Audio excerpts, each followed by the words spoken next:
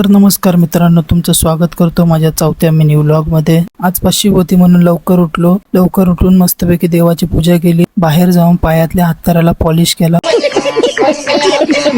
जवळ 1 ते 2 मिनिटात मी कंपनीत पोहोचलो। कंपनीत जाऊन पहिला डोक्यातला हत्यार घेतला आणि आतमध्ये गेलो। MIDCतला कामगार जाताना जेवढा खुश नसतो ना, तेवढा घरी येताना खुश असतो। त्याच खुशीमध्ये मी घरी आलो आणि घरी येऊन पहिला फ्रेश झालो। फ्रेश झाल्यावरती पहिला इडलीवरती ताव टाकला आणि बाहेर जाऊन बघतोय तर काय, आमच्या इथल्या बायकांना एवढा कॉन्फिडन्स आलाय ना की जून महिन्यामध्ये पण पापड करतायत।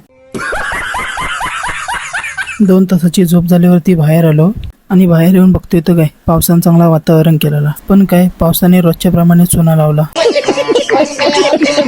बोललो आज पण काय पाऊस येत नाही, आपल्या झाडांना पाणी घालावा। झाडांना पाणी मारून झाल्यावरती मी गावात गेलो तर तिथे यांची काहीतरी चर्चा झाली होती।